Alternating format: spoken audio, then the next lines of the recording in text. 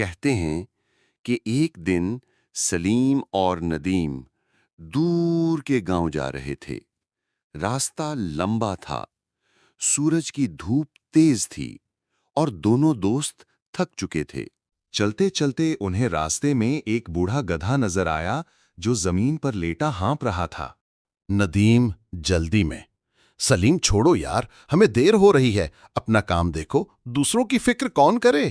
سلیم نرمی سے، ندیم یہ گدھا بھی اللہ کی مخلوق ہے، ہو سکتا ہے ہماری تھوڑی سی مدد اس کی زندگی بچا دے۔ سلیم نے آگے بڑھ کر گدھے کے گرد پڑے پتھروں کو ہٹایا، اپنی بوتل سے پانی نکالا اور گدھے کو پلایا۔ ندیم غصے سے، یہ فضول کام ہے، تم اپنا وقت ضائع کر رہے ہو۔ لیکن گدھا سکون سے سانس لینے لگا۔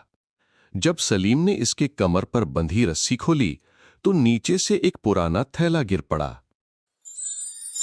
ندیم حیران ہو کر، یہ کیا، چاندی کے سکے؟ سلیم مسکرا کر، جو دوسروں کی مدد کرتا ہے اللہ اس کے لیے ایسے راستے کھولتا ہے جو ہم سوچ بھی نہیں سکتے۔